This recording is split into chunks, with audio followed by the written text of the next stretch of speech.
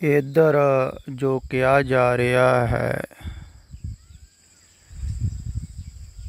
ਕੁਛ ਕੁ ਮਿੱਤਰਾਂ ਦੇ ਸਮਝ ਵਿੱਚ ਨਹੀਂ ਆ ਰਿਹਾ ਹੈ।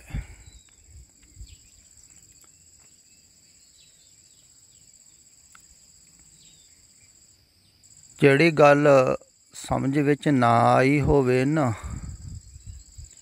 ਉਹ ਸਮਝ ਦੇ ਤਲ 'ਤੇ ਟਿਕਦੀ ਨਹੀਂ ਹੈ।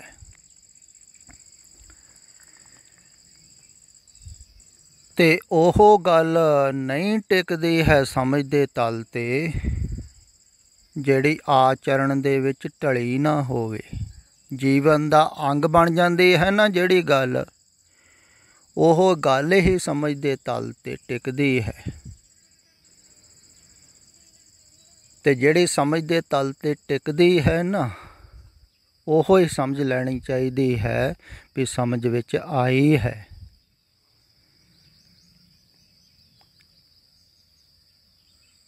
ਅਤੇ ਜਿਹੜੀ ਗੱਲ ਸਮਝ ਦੇ ਤਲ 'ਤੇ ਟਿਕ ਨਹੀਂ ਰਹੀ ਹੈ, ਅਤੇ ਖਿਆਲ ਵਿੱਚ ਰੱਖੋ ਉਹ ਸਮਝ ਦੇ ਤਲ 'ਤੇ ਟਿਕੇਗੀ ਨਹੀਂ। ਅਧਿਆਤਮਿਕ ਦੀ ਗੱਲ ਤਾਂ ਬਿਲਕੁਲ ਨਹੀਂ ਟਿਕਦੀ ਹੈ, ਕਿਉਂਕਿ ਅਧਿਆਤਮ ਸਮਝ ਦਾ ਵਿਸ਼ਾ ਨਹੀਂ ਹੈ, ਵਿਚਾਰ ਦਾ ਵਿਸ਼ਾ ਨਹੀਂ ਹੈ। ਅਧਿਆਤਮ ਦੀ ਗੱਲ ਜਿਹੜੀ ਹੈ ਨਾ, ਉਹ ਜੀਵਨ 'ਚ ਢਾਲੀ ਜਾਵੇਗੀ ਤਾਂ ਹੀ ਤੁਹਾਨੂੰ ਪਤਾ ਲੱਗੇਗਾ। ਅਧਿਆਤਮ ਉਪਦੇਸ਼ ਇਸੇ ਕਾਰਨ ਤਾਂ ਲੋਕਾਂ ਨੂੰ ਯਾਦ ਨਹੀਂ ਰਹਿੰਦੇ ਹਨ। ਪੜ੍ਹਦੇ ਤਾਂ ਰੋਜ਼ ਹੀ ਹਨ ਲੋਕ, ਉਪਦੇਸ਼ ਨੂੰ ਸੁਣਦੇ ਵੀ ਰੋਜ਼ ਹੀ ਹਨ, ਫਿਰ ਭੁੱਲ ਜਾਂਦੇ ਹਨ, ਕਿਉਂਕਿ ਸੁਣ ਪੜ੍ਹ ਕੇ ਵਿਚਾਰ ਕੇ ਸਮਝ ਦੇ ਵਿੱਚ ਆਉਂਦਾ ਹੀ ਨਹੀਂ ਹੈ, ਸਮਝ ਦੇ ਤਲ 'ਤੇ ਟਿਕਦਾ ਹੀ ਨਹੀਂ ਹੈ। ਕਿਉਂਕਿ ਸਮਝ ਤਾਂ ਉਦੋਂ ਹੀ ਆਵੇਗਾ ਨਾ ਜੋ ਜੀਵਨ ਦਾ ਅੰਗ ਬਣੇਗਾ,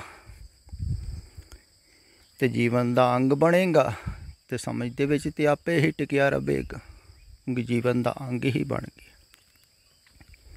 ਅਧਿਆਤਮ ਉਪਦੇਸ਼ ਐਸਾ ਹੈ, ਜਿਵੇਂ ਹੁਣ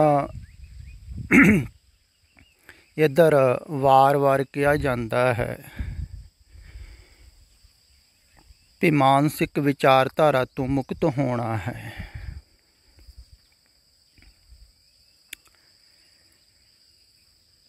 ਵੀ ਤੁਸੀਂ ਜਿੰਨੀਆਂ ਵੀ ਧਾਰਾਵਾਂ ਹਨ ਮਾਨਸਿਕ ਮਨ ਦੇ ਤਲ 'ਤੇ ਚੱਲ ਰਹੀਆਂ ਹਨ, ਉਹਨਾਂ ਤੋਂ ਮੁਕਤ ਹੋਣਾ ਹੈ।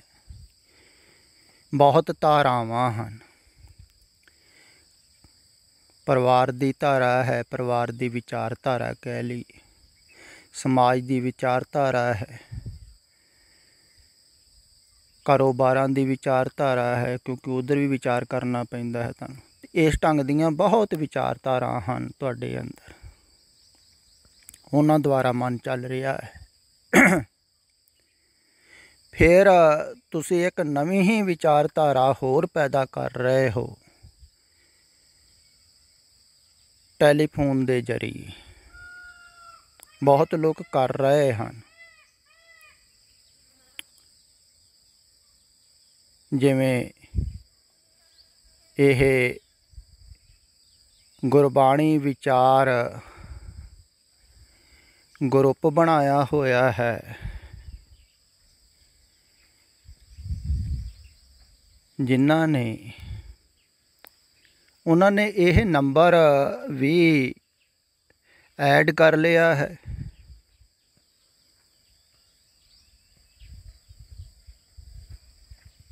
ਉਸ ਗਰੁੱਪ ਦੇ ਅੰਦਰ, ਅਤੇ ਮੈਂ ਦੱਸਣਾ ਚਾਹੁੰਦਾ ਹਾਂ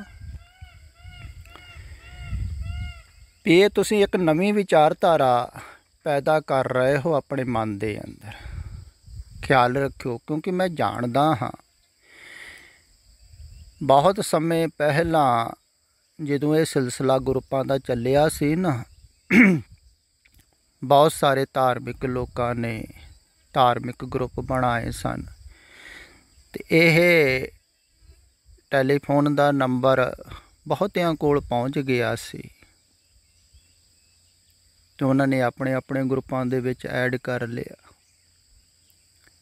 ਅਤੇ ਮੈਂ ਅਕਸਰ ਦੇਖਦਾ ਹੁੰਦਾ ਸੀ, ਕਦੇ ਬਹੁਤ ਕੁਛ ਪਾਉਂਦੇ ਹਨ ਲੋਕ, ਬਹੁਤ ਕੁਛ ਸੁਣਦੇ ਹਨ, ਚਰਚਾ ਕਰਦੇ ਹਨ, ਵਾਦ ਵਿਵਾਦ ਹੁੰਦਾ ਹੈ, ਕੋਈ ਪਾਉਂਦਾ ਹੈ, ਕੋਈ ਕੱਢਦਾ ਹੈ, ਕੋਈ ਲੜਦਾ ਹੈ, ਕੋਈ ਝਗੜਦਾ ਹੈ। ਧਾਰਮਿਕ ਗਰੁੱਪ ਵੀ ਭਾਵੇਂ ਹਨ, ਪਰ ਲੋਕ ਜਿਹੜੇ ਹਨ ਉਹ ਤਾਂ ਬਾਹਰ ਸਮਾਜਿਕ ਹੀ ਹਨ ਨਾ, ਸਮਾਜ ਦੇ ਤਲ 'ਤੇ ਹੀ ਸੋਚਣ ਵਾਲੇ ਹਨ। ਅਤੇ ਮੈਂ ਹਾਰ ਕੇ ਉਹਨਾਂ ਸਾਰਿਆਂ ਗਰੁੱਪਾਂ ਨੂੰ ਡਿਲੀਟ ਕੀਤਾ। ਪਰ ਫਿਰ ਕਈ ਨੰਬਰ ਐਡ ਕਰ ਲੈਂਦੇ ਸਨ ਅਤੇ ਫਿਰ ਮੈਂ ਉਹਨਾਂ ਨੂੰ ਮੈਸੇਜ ਕਰਕੇ ਸਾਰਿਆਂ ਨੂੰ ਫਿਰ ਦੁਬਾਰਾ ਟੈਲੀਫੋਨ 'ਚੋਂ ਕੱਢਿਆ ਵੀ ਤੁਸੀਂ ਪੁੱਛੇ ਤੋਂ ਬਗੈਰ ਕਿਸੇ ਵੀ ਗਰੁੱਪ ਦੇ ਵਿੱਚ ਨੰਬਰ ਨਹੀਂ ਐਡ ਕਰਨਾ ਹੈ, ਕਿਉਂਕਿ ਮੈਨੂੰ ਰੁਚੀ ਨਹੀਂ ਹੈ ਬਹੁਤਾ ਟੈਲੀਫੋਨ ਦੇਖਣ ਦੀ। ਮੈਨੂੰ ਸ਼ੌਂਕ ਨਹੀਂ ਹੈ, ਟੈਲੀਫੋਨ ਰੱਖਣ ਦਾ ਵੀ ਬਹੁਤਾ ਸ਼ੌਂਕ ਨਹੀਂ ਹੈ। ਪਰ ਇਹ ਜੋ ਗਰੁੱਪ ਬਣਾਏ ਹਨ, ਇਹ ਬਣਾਉਣੇ ਪਏ ਹਨ।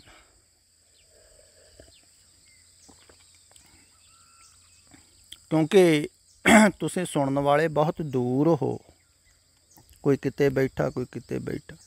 ਅਗਰ ਇੱਥੇ ਕੋਲ ਮੇਰੇ ਪਾਸ ਹੋਵੋ ਤਾਂ ਫਿਰ ਲੋੜ ਹੀ ਨਹੀਂ ਹੈ ਟੈਲੀਫੋਨ ਦੇ ਉੱਪਰ ਗਰੁੱਪ ਬਣਾਉਣ ਦੀ।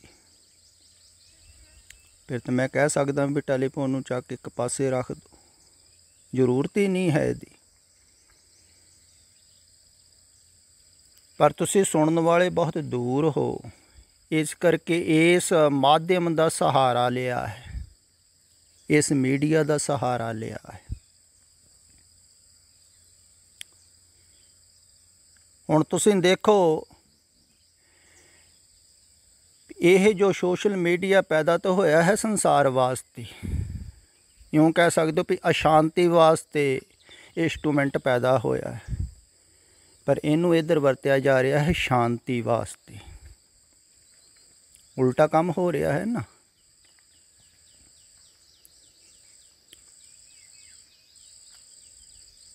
ਜਿਹੜੀ ਚੀਜ਼ ਅਸ਼ਾਂਤੀ ਵਾਸਤੇ ਪੈਦਾ ਹੋਈ ਹੈ ਉਹਨੂੰ ਇੱਧਰ ਵਰਤਿਆ ਜਾ ਰਿਹਾ ਹੈ ਸ਼ਾਂਤੀ ਵਾਸਤੇ। ਇਹ ਗੱਲ ਖਿਆਲ ਵਿੱਚ ਰੱਖੋ। ਇਸ ਕਰਕੇ ਇਹਨੂੰ ਇੰਸਟਰੂਮੈਂਟ ਨੂੰ ਛੱਡਣ ਵਾਸਤੇ ਵੀ ਨਹੀਂ ਕਿਹਾ ਜਾ ਰਿਹਾ ਹੈ, ਕਿਉਂਕਿ ਇਸ ਇੰਸਟਰੂਮੈਂਟ ਦੇ ਜ਼ਰੀਏ ਹੀ ਤੁਸੀਂ ਸੁਣ ਰਹੇ ਹੋ, ਸ਼ਬਦ ਦੁਆਰਾ ਜੁੜ ਰਹੇ ਹੋ। ਪੁਰਾਣੇ ਸਮਿਆਂ ਦੇ ਵਿੱਚ ਕੋਲੇ ਬੈਠ ਕੇ ਵੀ ਜਿਹੜੇ ਸੁਣਦੇ ਸਨ ਉਹ ਸ਼ਬਦ ਦੇ ਜ਼ਰੀਏ ਜੁੜਦੇ ਸਨ ਨਾ, ਸ਼ਬਦ ਹੀ ਸੁਣਦੇ ਸਨ ਨਾ ਉਪਦੇਸ਼। ਹੁਣ ਤੁਸੀਂ ਦੂਰ ਬੈਠ ਕੇ ਵੀ ਉਹੋ ਹੀ ਕੰਮ ਕਰ ਸਕਦੇ ਹੋ। ਕੋਲੇ ਬੈਠਣ ਵਾਲਾ ਅਗਰ ਭਾਵਨਾ ਨਾਲ ਬੈਠੋਗੇ, ਸੁਣੋਗੇ, ਸਮਝੋਗੇ, ਅਮਲ ਕਰੋਗੇ ਅਤੇ ਸ਼ਬਦ ਦੇ ਜ਼ਰੀਏ ਤੁਸੀਂ ਜੁੜੋਗੇ ਸੱਤ ਦੇ ਨਾਲ। ਸਤਸੰਗ ਹੋਤ ਦੇ ਨਾਲ।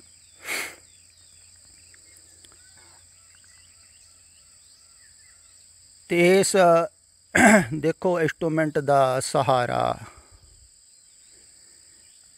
ਅਧਿਆਤਮ ਜਗਤ ਦੇ ਵਿੱਚ ਵੀ ਲਿਆ ਜਾ ਸਕਦਾ ਹੈ। ਅਕਸਰ ਮੈਂ ਕਹਿੰਦਾ ਹੁੰਦਾ, ਪੈਦਾ ਤਾਂ ਸੰਸਾਰ ਵਾਸਤੇ ਹੁੰਦਾ ਹੈ ਸਾਰਾ ਕੁਛ। ਬਹੁਤ ਸਾਰਾ ਜੋ ਵੀ ਕੁਛ ਬਣਦਾ ਹੈ ਸੰਸਾਰ ਵਾਸਤੇ, ਇਹ ਇੰਸਟਰੂਮੈਂਟ ਵੀ ਸੰਸਾਰ ਵਾਸਤੇ ਬਣਿਆ ਹੈ। ਪਰ ਇਹਦਾ ਉਪਯੋਗ ਅਧਿਆਤਮਿਕ ਜਗਤ ਦੇ ਵਿੱਚ ਵੀ ਕੀਤਾ ਗਿਆ ਹੈ। ਤੁਹਾਡੇ ਸਾਹਮਣੇ ਕੀਤਾ ਜਾ ਰਿਹਾ ਹੈ ਅਤੇ ਇਹ ਬਹੁਤ ਕਠਿਨ ਹੈ। ਇਹ ਵੀ ਗੱਲ ਖਿਆਲ ਵਿੱਚ ਰੱਖਣ ਯੋਗ ਹੈ। ਦੇਖੋ, ਤੁਸੀਂ ਖਿਆਲ ਕਰੋ ਵੀ ਪੁਰਾਣੇ ਸਮੇਂ ਦੇ ਵਿੱਚ ਮਾਨਸਿਕ ਵਿਚਾਰਧਾਰਾ ਘੱਟ ਸੀ ਲੋਕਾਂ ਦੇ ਅੰਦਰ, ਮਾਨਸਿਕ ਸੋਚ ਵਿਚਾਰ ਘੱਟ ਸੀ, ਵਿਚਾਰਧਾਰਾਵਾਂ ਘੱਟ ਸੀ, ਕਿਉਂਕਿ ਸਰੀਰਕ ਲੋੜਾਂ ਪੂਰੀਆਂ ਨਹੀਂ ਸੀ ਹੁੰਦੀਆਂ, ਸਰੀਰਕ ਜ਼ਰੂਰਤਾਂ ਪੂਰੀਆਂ ਨਹੀਂ ਸੀ ਹੁੰਦੀਆਂ, ਸਰੀਰਕ ਮਿਹਨਤ ਬਹੁਤ ਕਰਨੀ ਪੈਂਦੀ ਸੀ ਅਤੇ ਸਰੀਰ ਦੇ ਤਲ 'ਤੇ ਹੀ ਆਦਮੀ ਸੋਚਦਾ ਰਹਿੰਦਾ ਸੀ। ਕੁਛ ਕੁ ਲੋਕ ਸਨ ਜਿਨ੍ਹਾਂ ਦੀ ਸਰੀਰਕ ਲੋੜ ਪੂਰੀ ਹੋਈ ਸੀ, ਕੁਛ ਸਮਰਾਟ ਜਾਂ ਕੁਛ ਕੁ ਧਨੀ ਲੋਕ ਜਿਹੜੇ ਮਨੋਰੰਜਨ ਕਰਦੇ ਸਨ। ਹੁਣ ਜਿਹਨੂੰ ਸਰੀਰਕ ਖੁਰਾਕ ਨਹੀਂ ਮਿਲੀ ਹੈ ਉਹ ਮਨੋਰੰਜਨ ਥੋੜ੍ਹੀ ਕਰਦਾ ਹੈ। ਸਰੀਰ ਦੀ ਪੂਰਤੀ ਨਹੀਂ ਹੋਈ, ਅਜੋਕੇ ਸਮੇਂ 'ਚ ਸਰੀਰਕ ਖੁਰਾਕ ਜ਼ਿਆਦਾਤਰ ਲੋਕਾਂ ਨੂੰ ਮਿਲ ਗਈ ਹੈ, ਇਸ ਕਰਕੇ ਮਨ ਦੀ ਖੁਰਾਕ ਵੱਧ ਗਈ ਹੈ। ਤੇ ਪੁਰਾਣੇ ਸਮਿਆਂ ਦੇ ਵਿੱਚ ਸਰੀਰ ਤਕੜੇ ਹੋਇਆ ਕਰਦੇ ਸਨ, ਮਨ ਕਮਜ਼ੋਰ ਹੋਇਆ ਕਰਦੇ ਸਨ, ਕਿਉਂਕਿ ਮਨ ਦੀ ਖੁਰਾਕ ਨਹੀਂ ਸੀ। ਅਜੋਕੇ ਸਮੇਂ 'ਚ ਕੰਮ ਉਲਟਾ ਹੋ ਗਿਆ ਹੈ ਕਿ ਸਰੀਰ ਕਮਜ਼ੋਰ ਹੋ ਗਏ ਹਨ ਅਤੇ ਮਨ ਦੀ ਖੁਰਾਕ ਵੱਧ ਗਈ ਹੈ, ਮਨ ਤਕੜਾ ਹੋ ਗਿਆ ਹੈ, ਮਨ ਵਿਕਸਿਤ ਹੋ ਗਿਆ ਹੈ। ਪੁਰਾਣੇ ਸਮੇਂ ਦੇ ਵਿੱਚ ਇਸੇ ਕਰਕੇ ਬਿਮਾਰੀਆਂ ਘੱਟ ਲੱਗਦੀਆਂ ਸਨ, ਕਿਉਂਕਿ ਸਰੀਰ ਬਹੁਤ ਨਰੋਏ ਸਨ, ਤਕੜੇ ਸਨ, ਹੱਠੀ ਸਨ, ਮਿਹਨਤ ਜ਼ਿਆਦਾ ਸੀ ਸਰੀਰਕ। ਅਤੇ ਮਨ ਬਹੁਤ ਛੇਤੀ ਸ਼ਾਂਤ ਹੋ ਜਾਂਦਾ ਸੀ, ਕਿਉਂਕਿ ਮਨ ਬਹੁਤ ਉਲਝਿਆ ਹੋਇਆ ਨਹੀਂ ਸੀ, ਵਿਕਸਿਤ ਨਹੀਂ ਸੀ। ਵਿਚਾਰਧਾਰਾਵਾਂ ਬਹੁਤੀਆਂ ਨਹੀਂ ਸੀ ਪੁਰਾਣੇ ਸਮੇਂ ਦੇ ਵਿੱਚ ਮਨ ਦੀਆਂ। ਬਹੁਤੇ ਪੜ੍ਹੇ ਲਿਖੇ ਨਹੀਂ ਸਨ ਲੋਕ, ਸਿੱਧੇ ਸਾਦੇ ਖੇਤੀਬਾੜੀ ਕਰਨ ਵਾਲੇ, ਤਾਂ ਉਹਨਾਂ ਨੂੰ ਸਹਿਜ ਕਿਹਾ ਜਾਂਦਾ ਸੀ ਧਿਆਨ ਲਾਉਣ ਵਾਸਤੇ, ਅਤੇ ਉਹਨਾਂ ਦਾ ਲੱਗ ਜਾਂਦਾ ਸੀ, ਸ਼ਬਦ ਦੇ ਉੱਪਰ ਵੀ ਸੁਰਤ ਟਿਕ ਜਾਂਦੀ ਸੀ। ਪਰ ਅਜੋਕੇ ਸਮੇਂ ਦੇ ਵਿੱਚ ਮਨ ਦੀਆਂ ਧਾਰਾਵਾਂ ਬਹੁਤ ਜ਼ਿਆਦਾ ਵੱਧ ਗਈਆਂ ਹਨ। ਸਰੀਰਕ ਖੁਰਾਕ ਜ਼ਿਆਦਾਤਰ ਲੋਕਾਂ ਦੀ ਪੂਰੀ ਹੋ ਗਈ ਹੈ। ਅਜੋਕੇ ਸਮੇਂ 'ਚ ਮਨ ਦੀ ਖੁਰਾਕ ਜ਼ਿਆਦਾ ਵੱਧ ਗਈ ਹੈ।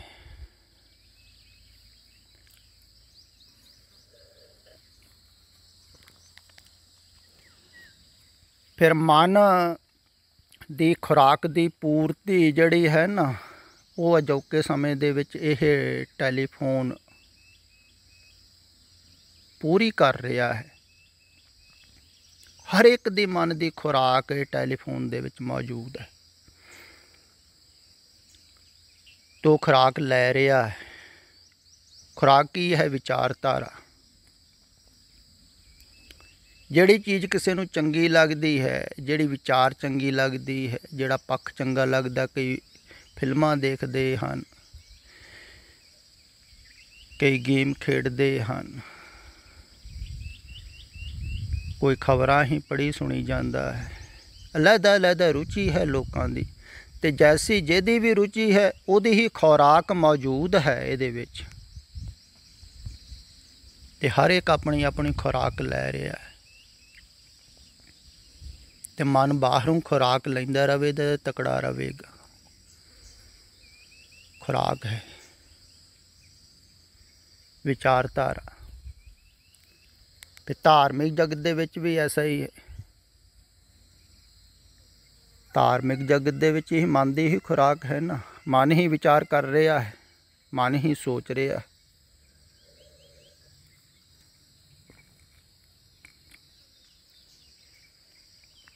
ਹੁਣ ਧਾਰਮਿਕ ਗਰੁੱਪਾਂ ਦੇ ਵਿੱਚ ਵੀ ਤੁਸੀਂ ਧਾਰਮਿਕ ਆਡੀਓ ਪਾਓਗੇ, ਵੀਡੀਓ ਪਾਓਗੇ, ਸਤਸੰਗ ਪਾਓਗੇ, ਕੀਰਤਨ ਪਾਓਗੇ, ਵਿਆਖਿਆ ਪਾਓਗੇ, ਕਥਾ ਪਾਓਗੇ, ਉਹਦੇ ਦੁਆਰਾ ਕੀ ਹੋਵੇਗਾ?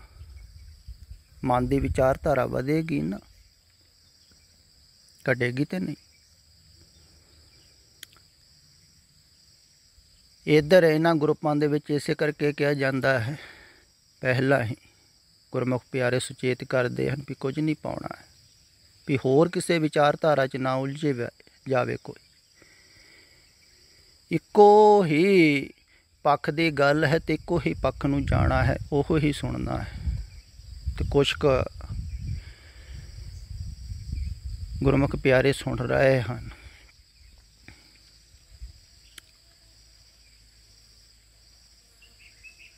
ਕਿਉਂਕਿ ਹੋਰ ਪੱਖ ਦੀ ਗੱਲ ਸੁਣਨੀ ਨਹੀਂ, ਵਿਚਾਰਨੀ ਨਹੀਂ। ਅਤੇ ਇੱਕੋ ਪੱਖ ਦੀ ਕੋਈ ਸੁਣੇਗਾ ਅਤੇ ਇੱਕ ਪੱਖ ਵੱਲ ਨੂੰ ਮਨ ਜਾਵੇਗਾ, ਹੋਰ ਵਿਚਾਰਾਂ 'ਚ ਨਾ ਉਲਝੇਗਾ।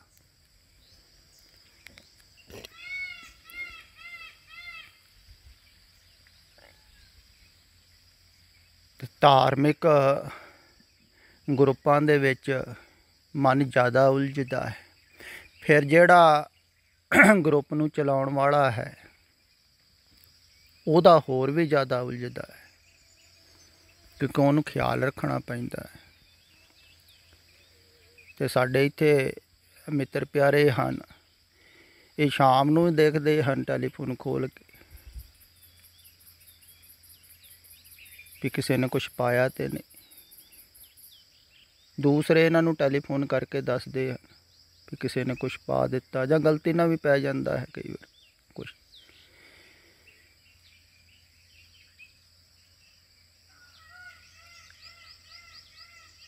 ਪ੍ਰਯੋਜਨ ਹੈ ਜੋ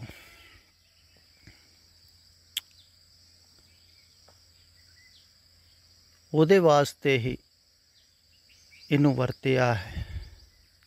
ਇਹ ਬਹੁਤ ਕਠਿਨ ਹੈ, ਥੋੜ੍ਹਾ ਜਿਹਾ ਖਿਆਲ ਵਿੱਚ ਲਓ ਤੁਸੀਂ, ਫਿਰ ਸਮਝੋ ਵੀ ਇਹ ਇੰਸਟਰੂਮੈਂਟ ਦੇ ਜ਼ਰੀਏ ਜੋ ਇੱਧਰ ਕੰਮ ਹੋ ਰਿਹਾ ਹੈ ਇਹ ਕਿੰਨਾ ਕਠਿਨ ਹੈ।